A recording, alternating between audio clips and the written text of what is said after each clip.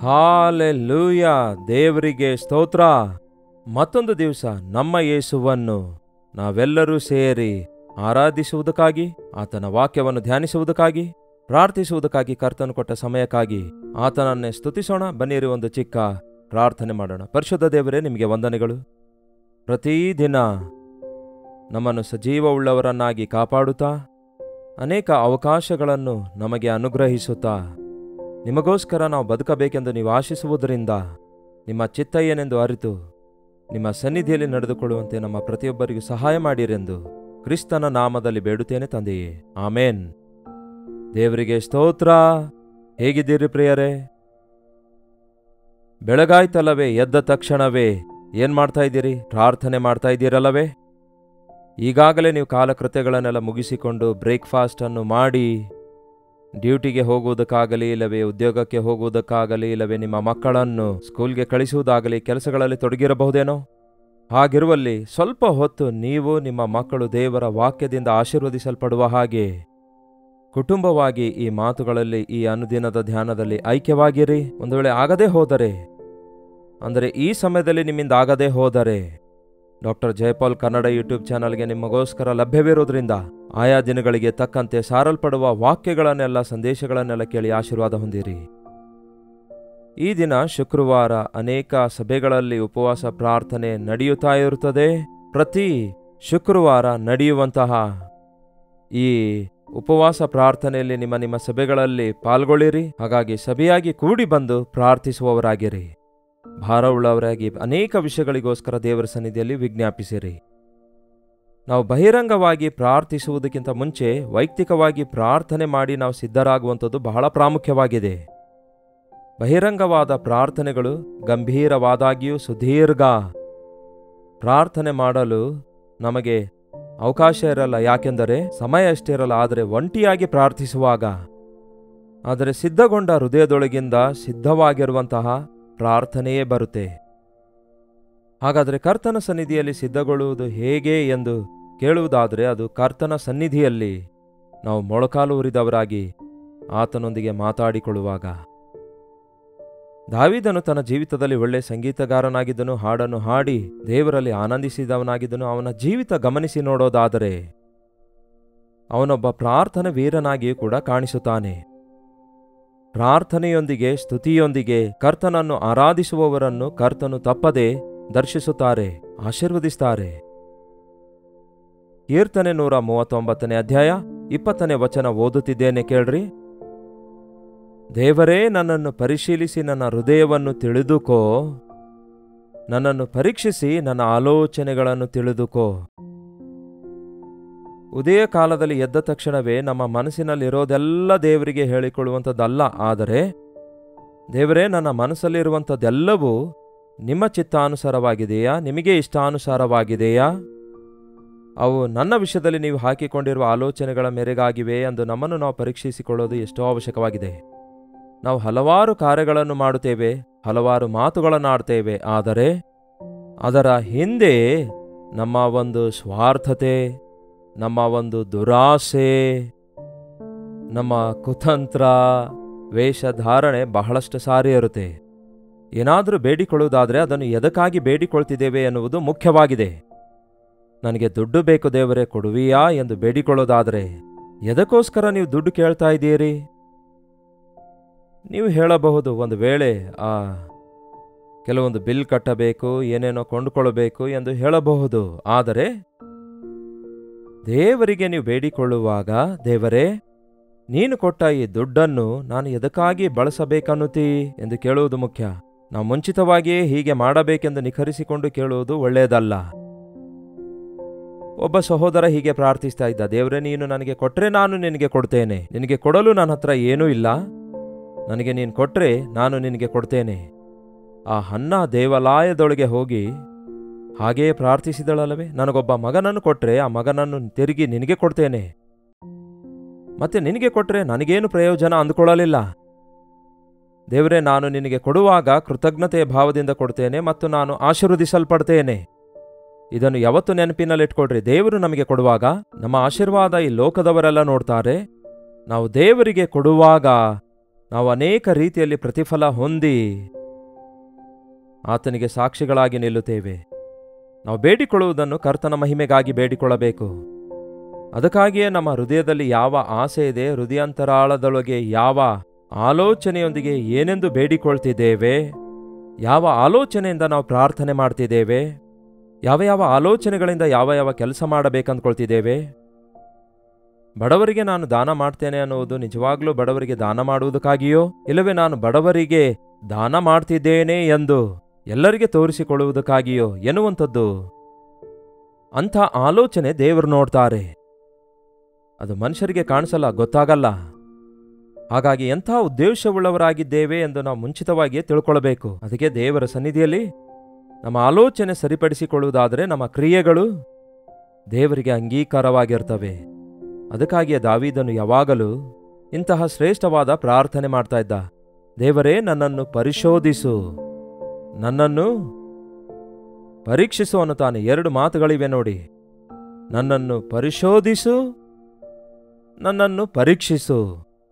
ಸಾಧಾರಣವಾಗಿ ನಾವು ವೈದ್ಯರ ಬಳಿಗೆ ಹೋಗುವಾಗ ಅವರು ಮೊದಲನೇದಾಗಿ ನಮಗೆ ಏನಿದೆ ನಿಮ್ಮ ಬಲಹೀನತೆ, ರೋಗ ಏನೆಂದು ಕೇಳ್ತಾರೆ.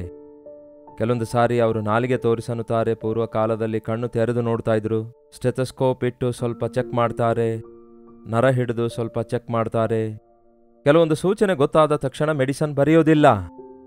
ಆ ನಂತರ ಸ್ವಲ್ಪ ಏನಾದರೂ ಸಂದೇಹ ಅವರಿಗೆ ಉಂಟಾದಾಗ, okay, you go do this test, ಈ ಬ್ಲಡ್ ಟೆಸ್ಟ್ ಮಾಡಿಕೊಂಡು ಬನ್ನಿ, ಈ ಯೂರಿನ್ ಟೆಸ್ಟ್ ಮಾಡಿಕೊಂಡು ಬನ್ನಿ, ಎಕ್ಸ್ರೇ ತೆಗೆದುಕೊಳ್ರಿ, ಇಲ್ಲವೇ ಸ್ಕ್ಯಾನಿಂಗ್ ಮಾಡಿಸಿಕೊಳ್ರಿ ಎಂದು ಹೀಗೆ ಅವರು ಮತ್ತೆ ಟೆಸ್ಟ್ಗಳನ್ನು ಬರೆಯುತ್ತಾರೆ.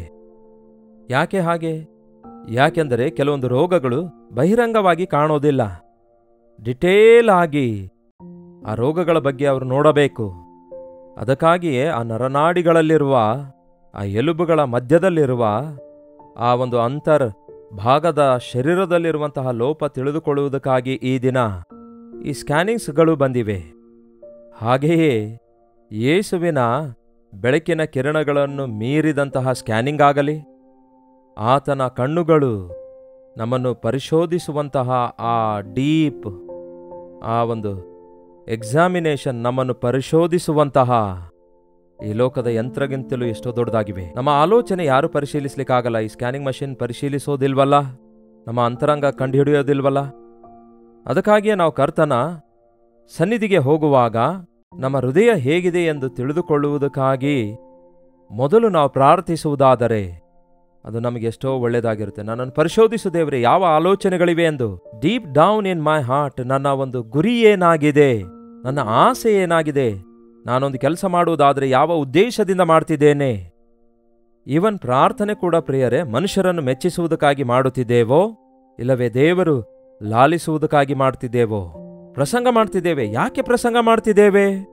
ಆತ್ಮಗಳನ್ನು ರಕ್ಷಿಸುವುದಕ್ಕಾಗಿಯೋ, ಇಲ್ಲವೇ ನಿಮಗೆ ಎಷ್ಟು ಬೈಬಲಿನ ಪರಿಜ್ಞಾನ ಇದೆ, ಇಲ್ಲವೇ ನಿಮಗೆ ಎಷ್ಟು ವಾಕ್ಯ ಗೊತ್ತಿದೆ ಎಂದು ತೋರಿಸಿಕೊಳ್ಳುವುದಕ್ಕಾಗಿಯೋ? ಇವುಗಳೆಲ್ಲ ಬಹಿರಂಗವಾಗಿ ನಾವು ತಿಳ್ಕೊಳ್ಳಲಾಗೋದಿಲ್ಲ. ಆದರೆ ಕರ್ತನ ಸನ್ನಿಧಿಗೆ ಹೋಗುವಾಗ ನಮ್ಮ ಅಂತರ್ ಜೀವಿತವನ್ನು, ಹೃದಯಾಂತರಾಳಗಳನ್ನು ಪರಿಶೀಲಿಸುವ ದೇವರಾತನಾಗಿರೋದ್ರಿಂದ ನಾವು ನಮ್ಮ ಸ್ಥಿತಿ ಎಂಥದೆಂದು ಗುರುತಿಸಬಲ್ಲೆವು. ತಪ್ಪಾದ ಆಲೋಚನೆ ನಮ್ಮಲ್ಲಿರೋದಾದರೆ, ತಪ್ಪಾದ ಮೋಟಿವ್ ನಮ್ಮಲ್ಲಿರೋದಾದರೆ, ನಾವೇನಾದರೂ ತಪ್ಪಾದ ಅಭಿಪ್ರಾಯವುಳ್ಳವರಾಗಿ ಏನಾದರೂ ಒಳ್ಳೆ ಕೆಲಸ ಮಾಡೋಣ ಅಂದ್ಕೊಳ್ಳೋದಾದರೆ ಅದು ತಪ್ಪಾಗಿರುತ್ತೆ ಹೊರತು ಒಳ್ಳೆಯದಾಗಿರೋದಿಲ್ಲ. ದೇವರೇ, ನನ್ನನ್ನು ಪರಿಶೋಧಿಸು, ನನ್ನ ಹೃದಯವನ್ನು ತಿಳಿದುಕೋ, ನನ್ನನ್ನು ಪರೀಕ್ಷಿಸಿ ನನ್ನ ಆಲೋಚನೆಯನ್ನು ತಿಳಿದುಕೋ. ನಿನಗೆ ಬೇಸರ ಉಂಟು ಮಾಡುವ ಮಾರ್ಗ ನನ್ನಲ್ಲಿ ಏನಾದರೂ ಇವೆಯೇನೋ ನೋಡು. ನಿನಗೆ ಬೇಸರವನ್ನುಂಟು ಮಾಡುವಂತಹ, ನಿನಗೆ ಬೇಸರ ಉಂಟು ಮಾಡುವಂತಹ ಪ್ಲಾನಿಂಗ್, ನಿನಗೆ ಬೇಸರ ಉಂಟು ಮಾಡುವಂತಹ ಮಾರ್ಗ ನನ್ನಲ್ಲಿ ಇದೆಯೇನೋ ತಿಳಿದುಕೋ ದೇವರೇ ಅನ್ನುತ್ತಾನೆ. ನನ್ನ ಆಲೋಚನೆ ನಿಮ್ಮ ಆಲೋಚನೆ ಅಂತಿವೆಯಾ? ನನ್ನ ಪ್ರಣಾಳಿಕೆ ನಿಮ್ಮ ಪ್ರಣಾಳಿಕೆಯಾಗಿವೆಯಾ? ನನ್ನ ಜೀವಿತ ನಿಮಗೆ ಅಂಗೀಕಾರವಾಗಿದೆಯಾ? ನನ್ನ ಅಂತರಂಗ ನಿಮ್ಮ ಮುಂದೆ ಯಥಾರ್ಥವಾಗಿದೆಯಾ? ಒಂದು ಸಾರಿ ನನ್ನನ್ನು ಪರಿಶೀಲಿಸಿ ನನ್ನನ್ನು ಸರಿಪಡಿಸುವಿಯಾ ಎಂದು ಎಂದಾದರೂ ನಿಮ್ಮ ಜೀವಿತದಲ್ಲಿ ಪ್ರಾರ್ಥಿಸಿದ್ದೀರಾ? ಪ್ರಾರ್ಥನೆಯಿಂದ ಕೂಡಲೇ ಮೊಳಕಾಲೂರಿ ದೇವರೇ, ನನಗೆ ಅದು ದಯಪಾಲಿಸು, ಇದು ದಯಪಾಲಿಸು, ಅದು ಬೇಕು, ಇದು ಬೇಕೆಂದು ಕೇಳುವಂಥದ್ದೇ ಆಗಿದೆಯಾ? ಇಲ್ಲವೇ ಅಂತರಂಗ ಶುದ್ಧಿ ಮಾಡಿಕೊಳ್ಳುವಂಥದ್ದು, ದೇವರಿಗೆ ಯಾವುದು ಅಂಗೀಕಾರವಾಗಿದೆಯೋ ಅದನ್ನು ಬೇಡಿಕೊಳ್ಳುವಂಥದ್ದಾಗಿದೆಯಾ? ಹೇಗೆ ಪ್ರಾರ್ಥಿಸ್ತಿದ್ದೇವೆ?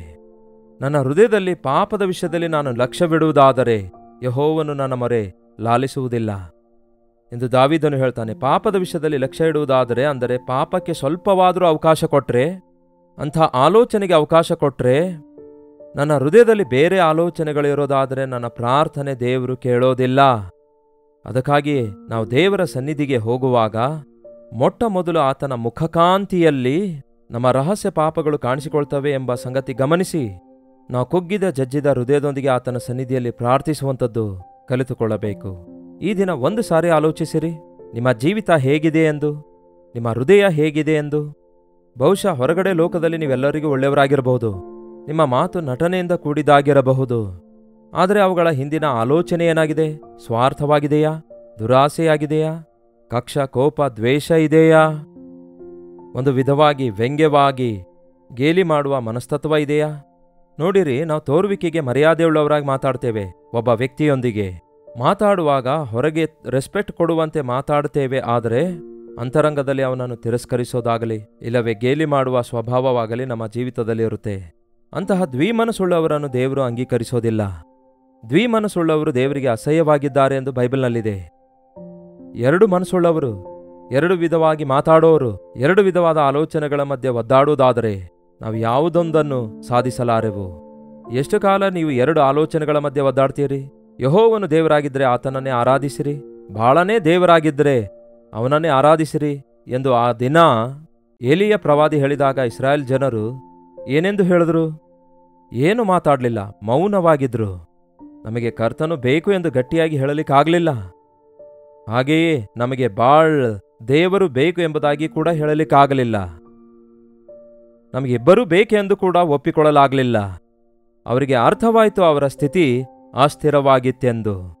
ಅದಕ್ಕಾಗಿ ಅಂತಹ ಅಸ್ಥಿರವಾದ ಬದುಕಿನಲ್ಲಿರುವಾಗ ಯಾಕೆ ನನ್ನ ಹೃದಯ ಆ ಕಡೆಗೆ ಸೆಳೆಯುತ್ತಾ ಇದೆ?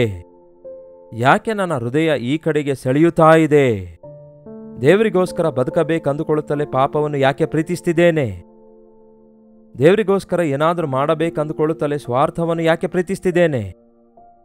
ನಾನು ಹೊರಗಡೆ ತೋರುವಿಕೆಗೆ ಎಲ್ಲರ ಮುಂದೆ ಒಳ್ಳೆಯವನಾಗಿರಬೇಕೆಂದು ಆಶಿಸ್ತಿದ್ದೇನೆ ಹೊರತು ಅಂತರಂಗದೊಳಗೆ ನಾನು ಲೋಕವನ್ನು ಪ್ರೀತಿಸ್ತಿದ್ದೇನೆ ಎನ್ನುವಂತಹ ಪರಿಸ್ಥಿತಿ ನಮಗೆ ಯಾವಾಗ ಗೊತ್ತಾಗುತ್ತೆ ಹೇಳಿ? 10 ಮಂದಿ ಮನುಷ್ಯರಿಗೆ ಕೇಳಿದ್ರೆ 10 ಆಲೋಚನೆಗಳು ಹೇಳ್ತಾರೆ. ಯಾವ ವೈದ್ಯನೂ ನಿಮ್ಮ ಅಂತರಂಗ ಪರಿಶೀಲಿಸಿ ಹೇಳಲಿಕ್ಕಾಗಲ್ಲ. ಆದರೆ ಕರ್ತನ ಮುಖಕಾಂತಿಯಲ್ಲಿ ಕ್ಲಿಯರ್ ಆಗಿ ನಮ್ಮ ಹೃದಯ ಸ್ಥಿತಿ ಎಂಥದೆಂದು ನಾವು ಅರಿತುಕೊಳ್ಳಬಲ್ಲೆವು. ನೋಡಿ, ಯಾವಾಗ ನಾವು ನಮ್ಮ ಸ್ಥಿತಿ ಅರಿತುಕೊಳ್ಳುತ್ತೇವೋ ಆಗ ತಕ್ಷಣವೇ ಅದರಿಂದ ನಾವು ಬಿಡುಗಡೆ ಹೊಂದುತ್ತೇವೆ. ಆಗ ಅತ್ಯಂತ ಸುಲಭವಾಗಿ ದೇವರ ಚಿತ್ತ ಮಾಡುವವರಾಗಿರ್ತೇವೆ. ಮುಂದೆ ಏನು ಹೇಳ್ತಾನೆ ನೋಡಿ, ದೇವರೇ ನನ್ನನ್ನು ಪರಿಶೋಧಿಸಿ ನನ್ನ ಹೃದಯದ ಆಲೋಚನೆಗಳನ್ನು ಪರೀಕ್ಷಿಸಿ. ಏನಂತೆ? ನನ್ನನ್ನು ಪರೀಕ್ಷಿಸಿ ನನ್ನ ಆಲೋಚನೆ ತಿಳಿದುಕೋ. ನಿನಗೆ ಬೇಸರ ಉಂಟು ಮಾಡುವ ಮಾರ್ಗ ಏನಾದರೂ ನನ್ನಲ್ಲಿ ಇದೆಯೇನೋ ನೋಡು. ನಿತ್ಯ ಮಾರ್ಗದಲ್ಲಿ ನನ್ನನ್ನು ನಡೆಸು. ನನ್ನನ್ನು ನಿಜವಾದ ಮಾರ್ಗದಲ್ಲಿ ನಡೆಸು, ನಿತ್ಯವಾದ ಮಾರ್ಗದಲ್ಲಿ ನಡೆಸು.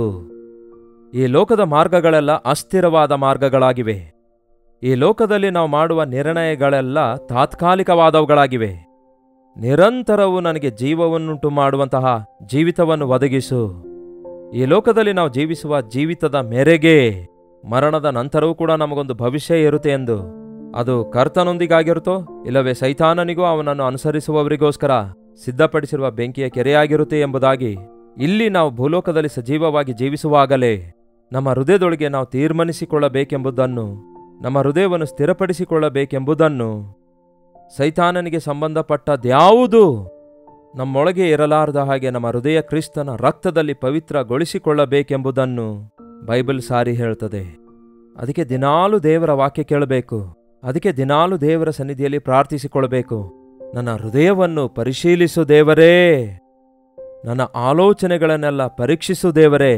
ನಿಮಗೆ ಬೇಸರಗೊಳಿಸುವ ಮಾರ್ಗಗಳು, ನಿಮಗೆ ಬಾಧೆಪಡಿಸುವ ಮಾರ್ಗಗಳು, ನಿಮ್ಮನ್ನು ದುಃಖಪಡಿಸುವ ಮಾರ್ಗಗಳು, ನಿಮಗಿಷ್ಟವಿಲ್ಲದ ವಿಷಯಗಳು ನನ್ನಲ್ಲಿ ಏನಾದರೂ ಇವೆ ಎಂದು ನೋಡಿ ಅವುಗಳನ್ನು ಮಾಡದಂತೆ ನಿಮ್ಮ ನಿತ್ಯವಾದ ಮಾರ್ಗದಲ್ಲಿ, ನಿಮ್ಮ ಸತ್ಯವಾದ ಮಾರ್ಗದಲ್ಲಿ, ನೀವು ನಮಗಾಗಿ ನೇಮಿಸಿಟ್ಟಿರುವ ಮಾರ್ಗದಲ್ಲಿ ನಾವು ನಡೆಯುವ ಹಾಗೆ ನಮಗೆ ಸಹಾಯ ಮಾಡಿರಿ, ನಮ್ಮನ್ನು ನಡೆಸಿರಿ ಎಂದು ಕೇಳುವಾಗ ದೇವರು ನಡೆಯಲು ಕಲಿಸುತ್ತಾರೆ. ನಮ್ಮಷ್ಟಕ್ಕೆ ನಡೆಯಲಿಕ್ಕಾಗಲ್ಲ. ಚಿಕ್ಕ ಮಕ್ಕಳಿಗೆ ತಂದೆ ತಾಯಿಗಳು ಕೈ ಹಿಡಿದು ನಡೆಯುವುದನ್ನು ಕಲಿಸುವಂತೆ ಆಧ್ಯಾತ್ಮಿಕ ಜೀವಿತದಲ್ಲಿ ಬಲಹೀನರಾಗಿರುವ ನಮ್ಮನ್ನು, ಬಿದ್ದೋಗುತ್ತಾ ಇರುವ ನಮ್ಮನ್ನು ಮೇಲಕ್ಕೆ ಎತ್ತುವುದಕ್ಕಾಗಿ, ಬೀಳದಂತೆ ಕಾಪಾಡುವುದಕ್ಕಾಗಿ, ಮುಂದೆ ನಡೆಸುವುದಕ್ಕಾಗಿ, ನಿಮ್ಮ ಮೇಲೆ ದೃಷ್ಟಿ ಇಟ್ಟು ನಿಮಗೊಂದು ಆಲೋಚನೆ ಹೇಳಿ ನೀವು ನಡೆಯಬೇಕಾದ ಮಾರ್ಗ ನಿಮಗೆ ಬೋಧಿಸುವುದಕ್ಕಾಗಿ ಕರ್ತನು ಸಿದ್ಧವಾಗಿದ್ದಾನೆ. ಪ್ರತಿದಿನ ನಮ್ಮ ಹೃದಯವನ್ನು ನಾವು ಪರಿಶೋಧಿಸಿಕೊಳ್ಳೋಣ, ದೇವರ ಬೆಳಕಿನಲ್ಲಿ ಪರೀಕ್ಷಿಸಿಕೊಳ್ಳೋಣ, ದೇವರಿಗೆ ಇಷ್ಟಕರವಾಗಿ ಆತನಿಗೆ ಮಹಿಮೆ ಪಡಿಸುವ ಹಾಗೆ ಜೀವಿಸೋಣ. ಬನ್ನಿ ಪ್ರಾರ್ಥಿಸೋಣ. ಪರಿಶುದ್ಧ ದೇವರೇ, ಪ್ರೀತಿಯುಳ್ಳ ತಂದೆಯೇ, ಈ ಅನುದಿನದ ಧ್ಯಾನದಲ್ಲಿ ಐಕ್ಯವಾಗಿರುವ ಪ್ರತಿಯೊಬ್ಬರೊಂದಿಗೆ ನೀವು ಮಾತಾಡಿದ್ದಕ್ಕಾಗಿ ನಿಮಗೆ ವಂದನೆಗಳು. ನಮ್ಮ ಮೋಸಕರವಾದ ಹೃದಯವನ್ನು ಪರಿಶೀಲಿಸಿ ನಿಮಗೆ ಬೇಸರ ತರುವಂತಹ ಆಲೋಚನೆಗಳು ನಮ್ಮಲ್ಲಿ ಇವೆಯೇನೋ ನೋಡು ದೇವರೇ. ನಮ್ಮನ್ನು ಪರಿಶೋಧಿಸಿರಿ, ನಮ್ಮನ್ನು ಸರಿಪಡಿಸಿರಿ ದೇವರೇ. ನಿಮ್ಮ ರಕ್ತದಲ್ಲಿ ನಮ್ಮನ್ನು ತೊಳೆದು ಶುದ್ಧೀಕರಿಸಿರಿ.